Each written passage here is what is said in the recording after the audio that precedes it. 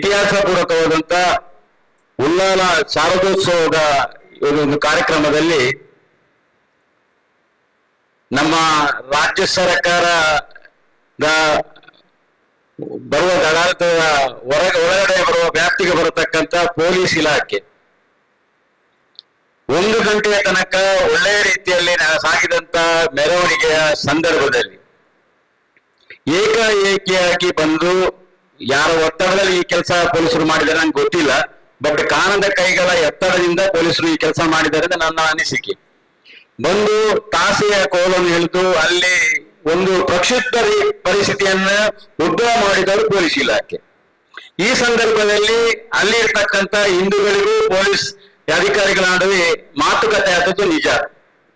ಈ ಸಂದರ್ಭದಲ್ಲಿ ಅಲ್ಲಿ ಸೇರಿದಂತ ಸಮಸ್ತ ಹಿಂದೂ ಬಾಂಧವರಲ್ಲಿರ್ತಕ್ಕ 3 ಹಿಂದೂ ಯುವಕರುಗಳನ್ನು ಅರೆಸ್ಟ್ ಮಾಡಿದಂತ ಸಂದರ್ಭದಲ್ಲಿ ಬಂಧಿಸಿ ಠಾಣೆಗೆ ತರುವಂತಹ ಸಂದರ್ಭದಲ್ಲಿ ಅದೇ ಶೀಘ್ರವಾಗಿ ಈ ವಿಷಯ ತಿಳಿದುಕೊಂಡಂತ ನಮ್ಮ ಜಿಲ್ಲಾಧ್ಯಕ್ಷರು ನಾಯಕರಾದಂತಹ ಸತೀಶ್ ಕುಪ್ಪಲ್ ಆಗಿ ಇತರ ಬಿಜೆಪಿ ನಾಯಕರು ಹಾಗೆ ಮಗವರ ಸಮಾಜದ ಅಧ್ಯಕ್ಷರು ಆಗಿರ್ತಕ್ಕಂಥ ಯಶವಂತ ಇಂತರ ಎಲ್ಲರೂ ಬಂದು ಠಾಣೆಗೆ ಬಂದು ಕೂರುವಂತ ಕೆಲಸವನ್ನು 2:30 ಗಂಟೆಗೆ ಮಾಡಿದ್ರು. ಬೆಳಿಗ್ಗೆ 2:30 ಗಂಟೆಯಿಂದ 6 ಗಂಟೆ ತನಕ ಪೊಲೀಸ್ ಇಲಾಖೆಯ ಪೊಲೀಸ್ ಅಧಿಕಾರಿಗಳಾದ ಮಾತುಕತೆ ಮಾಡದಿದ್ದರೂ ಬಂಧಿಸಿದಂತ 3 ಆರೋಪಿಗಳನ್ನು ಅಲ್ಲಿ ಬಿಡುಗಡೆ ಮಾಡಲಿಕ್ಕೆ ಒಪ್ಪದ ಕಾರಣ ನಮ್ಮ ಶಾರದಾ ಮಾತೆಯನ್ನು ರಸ್ತೆಯಲ್ಲಿ ನಿಲ್ಲಿಸುವಂತ ಕೆಲಸಗಳಾಯಿತು. ಇದು ಆಕ್ಚುಲಿ ಹಿಂದೂಗಳ ಭಾವನೆಗೆ ಧಕ್ಕೆ ತರುವಂತ ರೀತಿಯಲ್ಲಿ ಪೊಲೀಸ್ ಇಲಾಖೆ ವರ್ತನೆ ಮಾಡಿತ್ತು. ಕೊನೆಗೆ ಜಿಲ್ಲಾಧ್ಯಕ್ಷರು ಸತೀಶ್ ಕುಂಪಲ ಇತರ ನಾಯಕರ ಒತ್ತಡಕ್ಕೆ ಮಣಿದು ಅದೇ ಬಂಧಿಸಿಕೊಂಡಂತ ಇಬ್ಬರನ್ನು ಯುವಕರನ್ನು ಬಿಡುತ್ತಾರೆ. ನಂತರ ಶಾರದೋತ್ಸವದ ಉತ್ಸವ ಮುಂದುವರೆದು 8:30 ಗಂಟೆ ಒಳಗೆ ಅಲ್ಲಿ ಶಾರದೋತ್ಸವದ ಒಂದು ಅಂತಿಮ ಕೆಲಸಗಳನ್ನು ಆಗುತ್ತೆ. ಆದ್ರೆ ವಿಸರ್ಜನೆ ಕೆಲಸವನ್ನು ಮಾಡ್ತಾರೆ. ಆದ್ರೆ ಒಂದು ಈ ಸಂದರ್ಭದಲ್ಲಿ ಇಂತಹ ಘಟನೆ ಸಂದರ್ಭದಲ್ಲಿ ನಮ್ಮ ಭಾರತೀಯ ಜನತಾ ಪಾರ್ಟಿಯ ಜಿಲ್ಲಾಧ್ಯಕ್ಷರಿಂದ ತಿಳಿಕೊಂಡು ಎಲ್ಲ ನಾಯಕರು ಹಿಂದೂ ಜನರ ಪರವಾಗಿ ನಿಂತು ಈ ಒಂದು ಕಷ್ಟಗಳ ಸ್ಪಂದನೆ ಕೊಡುವಂತ ಕೆಲಸವನ್ನು ನಮ್ಮ ಭಾರತೀಯ ಜನತಾ ಪಾರ್ಟಿಯ ನಾಯಕರು ಮಾಡಿದ್ದಾರೆ. ನಿಜವಾಗಿ ಈ ವಿಚಾರದಲ್ಲಿ ನಾನು ಬೆಂಗಳೂರು ವಿಧಾನಸಭಾ ಕ್ಷೇತ್ರದ ಬಿಜೆಪಿಯ ಸಮಿತಿಯ ಪರವಾಗಿ ನಮ್ಮ ಜಿಲ್ಲಾಧ್ಯಕ್ಷರಾದ ಸತೀಶ್ ಕುಂಪಲ ಹಾಗೆ ಇತರ ಎಲ್ಲ ಬಿಜೆಪಿ ನಾಯಕರಿಗೆ ನಾನು ಧನ್ಯವಾದವನ್ನು ಹೇಳ್ತಾ ಇದ್ದೇನೆ. ನಿಜವಾಗಿ ಶ್ಲಾಘನೀಯ ಕೆಲಸವನ್ನು ಮಾಡಿದ್ದೀರಿ. ಆದ್ರೂ ಕೂಡ ಇವತ್ತಿನ ತನಕ ನಿಮ್ಗೆ ಗೊತ್ತಿರ್ಬೋದು, ಕಾಂಗ್ರೆಸ್ನ ಒಬ್ಬ ನಾಯಕರಾಗಿ ಈ ಬಗ್ಗೆ ಮಾತಾಡ್ಲಿಲ್ಲ. ಅದರ ಅರ್ಥ ನೀವು ನಿಮ್ಮ ವರ್ತನೆ ಹಿಂದೂ ವಿರೋಧಿ ವರ್ತನೆ ಅನ್ನೋದಕ್ಕೆ 2 ಮಾತಿಲ್ಲ. ಎಷ್ಟೋ ಜನ ಸೋಕಾಲ್ಡ್ ಕಾಂಗ್ರೆಸ್ ನಾಯಕರು ಇಲ್ಲಿದ್ದಾರೆ. ಸುವರ್ಣಶೆಟ್ಟಿ ಮರಳಾದ ಸಂದರ್ಭದಲ್ಲಿ ಆರೋಪಿ ಪರವಾಗಿ ನಿಂತು ನಮ್ಮ MLA ಅವರು ಮಾತಾಡ್ತಾರೆ. ಈ ಸೋಕಾಲ್ಡ್ ನಮ್ಮ ಈಗಿನ ಗೌರವಿತ ಸ್ಪೀಕರ್ ಅವರು ಮಾತಾಡ್ತಾರೆ.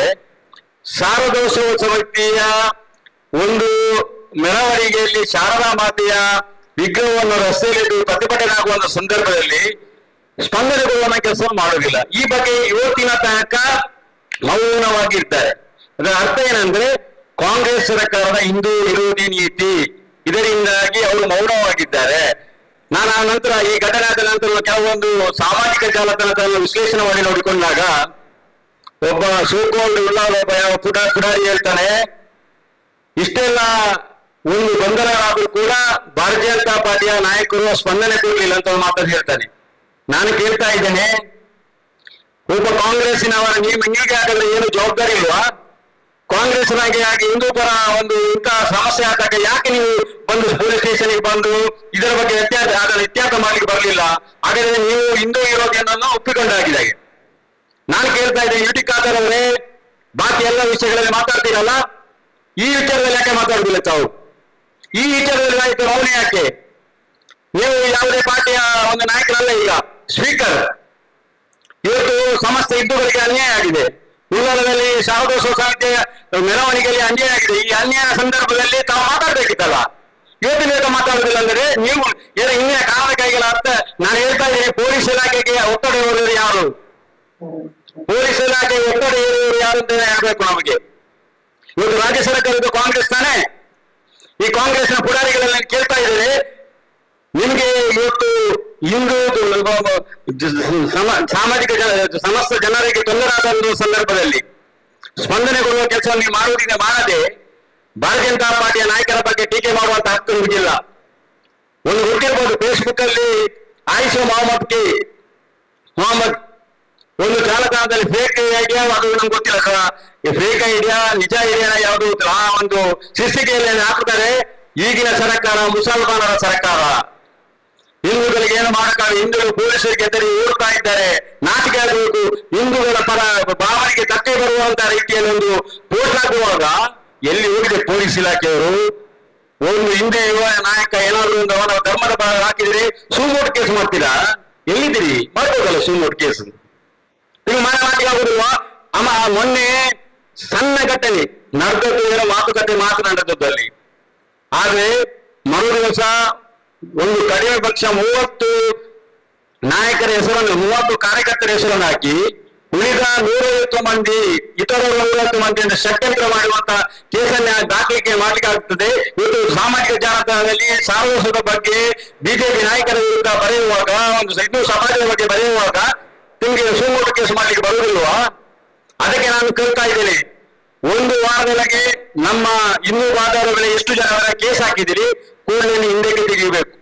ಇಲ್ಲದಿದ್ದರೆ ಭಾರತೀಯ ಜನತಾ ಪಾರ್ಟಿ ಸಮಸ್ತ ಹಿಂದೂಗಳ ಪರವಾಗಿ ನಿಂತು ಮುಂದಿನ ಹೋರಾಟವನ್ನು ನಾವು ಪ್ರಾರಂಭ ಮಾಡಲಿಕ್ಕೆ ಇಚ್ಛೆ ಪಡುತ್ತೇವೆ ಎಂಬುದನ್ನು ನಮ್ಮ ಅಧ್ಯಕ್ಷರ ಸಮಕ್ಷಮದಲ್ಲಿ ಈ ಮಾತನ್ನು ಹೇಳ್ತಾ ಇದ್ದೇನೆ. ಇವತ್ತು ಶಾಂತಿ, ನೆಮ್ಮದಿ, ಜನರ ಸಮಸ್ಯೆಗೆ ಸ್ಪಂದನೆ ಕೊಡಬೇಕಂತ ಪೊಲೀಸ್ ಇಲಾಖೆ ಅಲ್ಲಿ ಶಬ್ದತ್ರ ಒಂದು ಅಶಾಂತಿಯ ವಾತಾವರಣ ಸೃಷ್ಟಿ ಮಾಡಿ ಇಡೀ ಸಮಾಜಕ್ಕೆ ಒಂದು ಭೀತಿ ಮೂಡುವಂತ, ಹಿಂದೂ ಸಮಾಜಕ್ಕೆ ಭೀತಿ ಮೂಡುವಂತ ಕಾರ್ಯಕ್ರಮಗಳನ್ನು ಕೆಲಸ ಮಾಡ್ತದೆ. ಇದೇ ರೀತಿಯಾದರೆ ಮುಂದಿನ ದಿನಗಳಲ್ಲಿ ಇದೇ ಸರ್ಕಾರದಿಂದಾಗಿ ಹಿಂದೂ ಸಮಾಜದ ಯಾವುದೇ ಕಾರ್ಯಕ್ರಮ, ಹಿಂದೂಗಳ ಕಾರ್ಯಕ್ರಮವನ್ನು ಮಾಡಲಿಕ್ಕೆ ಅಡ್ಡಿ ಮಾಡುವಂತ ಕೆಲಸಗಳನ್ನು ಮುಂದೆ ಕೂಡ ಮಾಡ್ತಾರೆ. ಗೊತ್ತಿರಲಿ, ಹಿಂದೂ ಸಮಾಜ ಎಚ್ಚೆತ್ತುಕೊಳ್ಳುವಂತ ಪರಿಸ್ಥಿತಿಯಲ್ಲಿ ನಾವು ಇದ್ದೇವೆ. ಇವತ್ತು ಕಾಂಗ್ರೆಸ್ ನಲ್ಲಿ ಸೋಕಾಲ್ ತುಂಬಾ ಹಿಂದೂ ನಾಯಕರಿದ್ದಾರೆ. ಇವರು ಯುಟಿ ಖಾದರ್ಗೆ ಏನಾದ್ರು ತೊಂದರೆ ಮಾತಾಡಲಿಕ್ಕೆ ತುಂಬಾ ಹಿಂದೂ ನಾಯಕರಿದ್ದಾರೆ. ಆದ್ರೆ ಇವತ್ತು ಶಾರದೋತ್ಸವದ ಈ ಒಂದು ಘರ್ಷಣೆ ಆದ ಸಂದರ್ಭದಲ್ಲಿ ಮಾತಾಡ್ಲಿಕ್ಕೆ ಯಾರೂ ಇಲ್ಲ. ಹಿಂದೂಗಳಾದ ಕಾಂಗ್ರೆಸ್ ಅಲ್ಲಿ ಇರ್ತಕ್ಕಂಥ ಹಿಂದೂ ನಾಯಕರು ಯಾರು ಮಾತಾಡೋದಿಲ್ಲ. ಯಾಕೆ ನಿಮ್ಮ ಮೌನ? ಯಾಕೆ ಮೌನವನ್ನು ವಹಿಸಿದ್ರಿ? ಮತ್ತೊಂದು ಸಮಾಜವನ್ನು ಓಲೈಸಲಿಕ್ಕೆ ಹೋಗಿ ಮತ್ತೊಂದು ಮತವನ್ನು ಓಲೈಸಲಿಕ್ಕೋಸ್ಕರ ಹಿಂದೂ ಸಮಾಜಕ್ಕೆ ಏನು ತೊಂದರೆ ಆದರೂ ಮಾತಾಡೋದಂತ ಕಾಂಗ್ರೆಸ್ಗೆ ಇನ್ನು ಮುಂದೆ ಕಾಂಗ್ರೆಸ್ ಓಟು ಕೇಳುವ ನೈತಿಕತೆ ಇಲ್ಲ. ಇವತ್ತು ಸ್ಪಂದನೆ ಮಾಡಬೇಕಿತ್ತು, ಮಾಡಲಿಲ್ಲ. ಅದಕ್ಕೋಸ್ಕರ ನಾನು ಸ್ಪಷ್ಟವಾಗಿ ಹೇಳ್ತೇನೆ, ಮುಂದೆ ಇದೇ ರೀತಿಯ ಘಟನೆ ಮುಂದುವರಿದರೆ ಭಾರತೀಯ ಜನತಾ ಪಾರ್ಟಿ ಸುಮ್ಮನೆ ಕೂರೋಲ್ಲ. ಇದಕ್ಕೆ ನಾವು ಒಂದು ಮಾತನ್ನು ಸ್ಪಷ್ಟವಾಗಿ ಹೇಳ್ತೇನೆ, ಈ ನಾಡಿನ ಸಮಸ್ತ ಹಿಂದೂಗಳ ಪರವಾಗಿ ಭಾರತೀಯ ಜನತಾ ಪಾರ್ಟಿ ಯಾವತ್ತೂ ಕೂಡ ನಿಲ್ಲುತ್ತೆ. ನಿಮಗೆ ಯಾರು ಹಿಂದೂ ಸಮಾಜ ಭೀತಿ ಮಾಡುವಂತ ಕೆಲಸ ಮಾಡಬೇಡಿ. ಯಾವುದೇ ಇವತ್ತು ಕೂಡ ನಾನು ಹೇಳ್ತಾ ಇದ್ದೇನೆ, ಸಮಸ್ತ ಹಿಂದೂ ಸಮಾಜ ಒಂದು ಕಾನೂನಿಗೆ ಗೌರವ ಕೊಡೋ ಕೆಲಸ ಹಿಂದಿನಿಂದ ಮಾಡಿಕೊಂಡು ಬಂದಿದೆ, ಮುಂದೆ ಕೂಡ ಕಾನೂನಿಗೆ ಗೌರವ ಕೊಡೋ ಕೆಲಸ ನಾವು ಮಾಡ್ತೇವೆ. ಅದಕ್ಕೋಸ್ಕರ ನಾವು ಕಾನೂನನ್ನು ಕೈಗೆಲ್ಲಿಡುವಂತ ಕೆಲಸವನ್ನು ಅವತ್ತು ಮಾಡಲಿಲ್ಲ. ಪೊಲೀಸ್ ಇಲಾಖೆಯ ದಪ್ಪಕ್ಕೆ ಅದಕ್ಕೆ ಮಾತಾಡದೆ ಕೂತಂತ ಅದಕ್ಕೆ ನಮ್ಮ ಕಾನೂನನ್ನು ಪರೀಕ್ಷೆ ಮಾಡಬೇಡಿ. ಈ ಸಂದರ್ಭದಲ್ಲಿ ಸ್ಪಷ್ಟವಾಗಿ ಇರುವಂತ ಕೆಲಸವನ್ನು ನಿಮಗೆ ಮಾಡ್ತಾ ಇದ್ದೇನೆ. ನಾವು ಇವತ್ತು ಯಾವುದೇ ಆಚರಣೆ ಮಾಡುವಾಗ ಯಾವುದೇ ಧರ್ಮದವರಿಗೆ ತೊಂದರೆ ಆಗುವ ರೀತಿಯಲ್ಲಿ ಆಚರಣೆ ಮಾಡಿಕೊಂಡು ಈ ಉಳ್ಳಾಲ ವಿಧಾನಸಭಾ ಕ್ಷೇತ್ರದಲ್ಲಿ, ಮಂಗಳೂರು ವಿಧಾನಸಭಾ ಕ್ಷೇತ್ರದಲ್ಲಿ ನಾವು ಮಾಡಿದ್ದೇವೆ. ಇದಕ್ಕೆ ಸಹಕಾರ ಭಾರತೀಯ ಜನತಾ ಪಾರ್ಟಿ ಎಲ್ಲ ಹಿಂದೂ ಸಮಾಜದ ಜನರಿಗೆ ಕೊಟ್ಟಿದೆ. ಆದ್ರೆ ಮೊನ್ನೆ ಕೂಡ ಆದದ್ದು ಯಾವುದೇ ಧರ್ಮಕ್ಕೆ, ಯಾವುದೇ ಜಾತಿಗೆ, ಯಾವುದೇ ಇದಕ್ಕೆ ತೊಂದರೆ ಆಗದ ರೀತಿಯಲ್ಲಿ ಶಾರದೋತ್ಸವ, ನಿಜವಾಗಿ ಶಾರದೋತ್ಸವ ಸಮಿತಿಯ ಹಿರಿಯ ನಾಯಕರು ಕೂಡ ಮೊನ್ನೆ ಸ್ಪಷ್ಟವಾಗಿ ಹೇಳಿದ್ದಾರೆ, ನಾವು ಕಾನೂನುಬದ್ಧವಾಗಿ ಈ ಶೋಭಾಯಾತ್ರೆಯನ್ನು ಮಾಡಿದ್ದೇವೆ. ಕೆಲವೊಮ್ಮೆ ಅಹಿತ ಕರೆಗಳ ಚಿಕ್ಕ ಪುಟ್ಟ ಸಮಾಜ ಘರ್ಷಣೆಗಳಾಗುವ, ಮಾತುಕತೆ ಆಗುವುದು ಇದು ಸಾಮಾನ್ಯ. ಆದ್ರೆ ಅದನ್ನು ದೊಡ್ಡ ರೀತಿಯಲ್ಲಿ ಕೊಂಡೋಗೋದು ಪೊಲೀಸ್ ಇಲಾಖೆ ಅಂತ ನಮ್ಮ ಗಮನಕ್ಕೆ ಬರುತ್ತೆ. ಆದ್ರೂ ಒಂದು ಜವಾಬ್ದಾರಿಯುತ ಶಾಸಕರಾಗಿ ಈಗ ತಾವು ಸ್ಪೀಕರ್ ಆಗಿದ್ದೀರಾ, ಎಲ್ಲರಿಗೂ ಒಂದೇ ರೀತಿಯ ನ್ಯಾಯ ಕೊಡುವಂತ ಸ್ಥಾನದಲ್ಲಿ ತಾವು ಇದ್ದೀರಾ. ಆದ್ರೆ ಈ ಶಾರದೋತ್ಸವದ ಈ ಘರ್ಷಣೆಗೆ ತಾವು ಯಾಕೆ ಮಾತಾಡಲಿಲ್ಲ? ಬಾರಿ ಆಶ್ಚರ್ಯ ಆಗ್ತಾ ಇದೆ. ಇದರಲ್ಲಿ ಗೊತ್ತಾಗ್ತಾ ಇದೆ ನಮ್ಮ ಮಾನ್ಯ ಶಾಸಕರೇ, ತಮ್ಮ ಹಿಂದೂ ವಿರೋಧಿ ನೀತಿ, ತಾವು ತೋರಿಕೆಗೆ ಮಾತ್ರ ಹಿಂದೂಗಳ ಪರವಾಗಿ ಮಾತಾಡ್ತೀರಿ ಹೊರತು ನಿಮ್ಮ ಮನಸ್ಸಲ್ಲಿ ಇರ್ತಕ್ಕಂಥ ಕೆಲಸ ಏನು ಅಂತ ನಮಗೆ ಗೊತ್ತಾಗ್ತಾ ಇದೆ. ಅದಕ್ಕೋಸ್ಕರ ನಿಮ್ಮ ಈ ರೀತಿಯ ಒಂದು ವರ್ತನೆಗೆ ನಾನು ಖಂಡನೆಯನ್ನು ವ್ಯಕ್ತಪಡಿಸ್ತೇನೆ.